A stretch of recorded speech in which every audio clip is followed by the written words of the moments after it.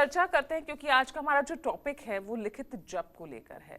तो देखिए, लिखित जाप अगर आप कर रहे हैं तो उसको करते समय आपको किन किन नियम और सावधानियों का पालन करना चाहिए, आइए अब इस बारे में जानते हैं। तो पंडित जी, बहुत जरूरी है क्योंकि अगर लिखित जाप आपके भविष्य को संवार सकता है, आपकी जिंदगी को संवार सकता है, तो उसके नियम और सावधानियां भी पता होनी चाहिए। देखो, लिखित जाप का जो फल है वो भौतिक कम है, भागवतिक ज़्यादा है। अच्छा। जैसे लिखित जाप किसी व्यक्ति को नौकरी नहीं लगवा देगा, लिखित जाप किसी को प्रधानमंत्री नहीं बना देगा, लिखित जाप आपके मन में शांति प्रदान करेगा।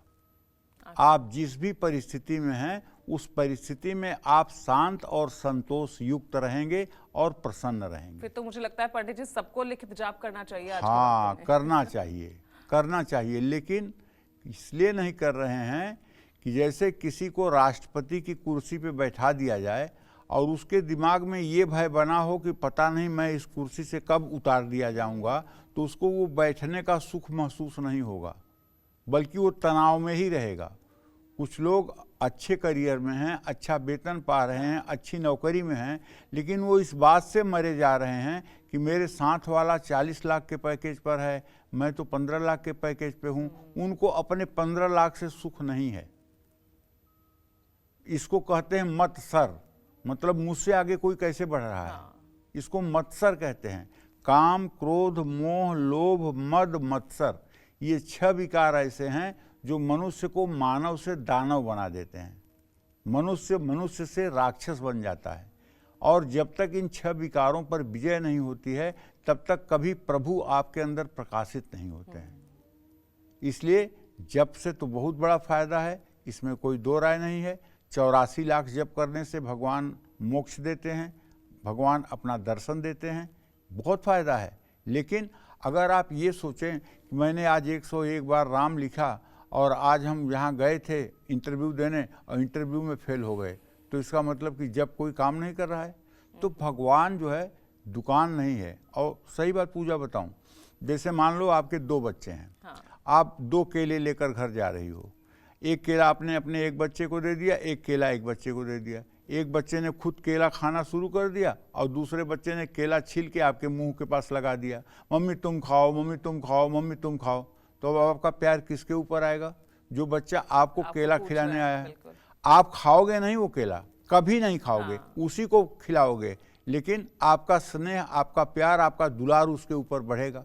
उसी तरह से हमारे घर में जो रोटी, दाल, सब्जी, चावल बनता है, हमारे घर में जो अंगूर, सेब, कुछ भी पदार्थ आता है, अगर हम भगवान के सामने ले जा कर के जिद करें, प्रभु आप पाइए, प्रभु आप पाइए, पहले आप पाइए, प्रभु आप पाइए, तो भगवान क्यों नहीं हमें अपना लेंगे?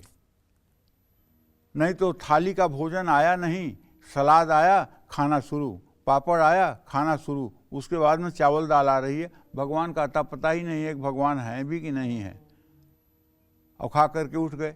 जो प्रसाद आप भगवान को नहीं पवा रहे हैं वो प्रसाद तो विष के समान है। बिल्कुल।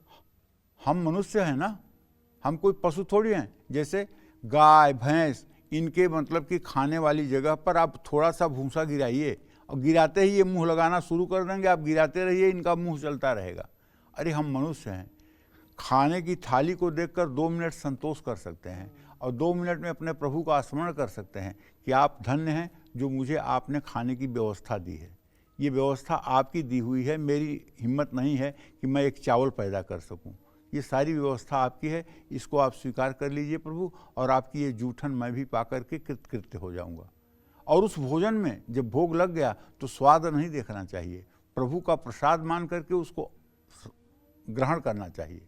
जो लोग उसके बाद स्वाद देखते हैं, इसका मतलब आपने बिना स्वाद का भोजन भगवान को समर्पित कर दिया और आप स्वाद ढूंढ रहे हैं। तो इस तरह से मानव जीवन एक उत्कृष्ट कोटि का बन जाता है अगर लोग थोड़ा सा भी भगवान की तरफ अपना ध्यान दें। एक ही समय पर जप लिखने की आदत डालना चाहिए। जप साफ या नई कलम से ही लिखना चाहिए, और जप लिखते समय अगर लाल कलम हो तो सबसे ज़्यादा उत्तम है। जप लिखते समय शारीरिक और मानसिक शुद्धता का ध्यान रखना चाहिए। मंत्र लिखने से पहले स्नान जरूर कर लेना चाहिए। अगर शाम को जप कर रहे हैं तो खूब अच्छे से हाथ पैर मुंह धो करके जप लिखना चाहिए। मन को मोह माया और सांसारिक बातों से दूर रखना चाहिए। जप लिखते समय बीच बीच में टोका टोकी न हो। एक ही आसन और एक ही जगह पर बैठकर मंत्र लिखने का प्रयास करें। मंत्र लिखते समय बार बार उठें नहीं, बातें न करें, स्थान न बदलें, किसी के ऊपर चिल्लाएं नहीं। ऐसा करेंगे तो आपकी सहनशीलता भी बढ़ेगी।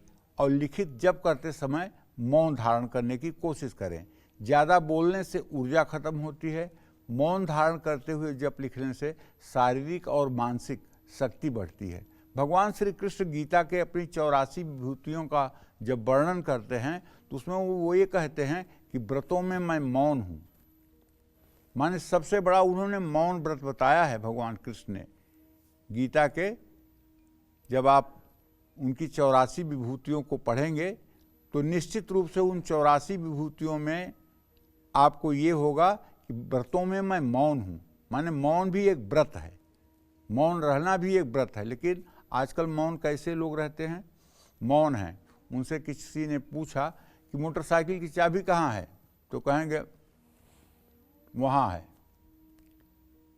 चाकू नहीं मिल रही है, कहाँ है? वहाँ है। तो ये मौन व्रत नहीं है। मौन व्रत उसको कहते हैं जिसमें इंद्रियां निर्जीव हो जाएं, मन शांत हो जाए और दुनिया की कोई हलचल हो रही है उसको आप न देखें। इसको कहते हैं मन की एकाग्रता, इसको कहते हैं मन की तन्मयता। तो कहने का मतलब जब आपका मन एकाग्र हो उस समय अगर आप जप लिखेंगे तो निस्संदेह आपको शांति मिलेगी और आपका जीवन सफल होगा। जय मां विंध्यवासिनी।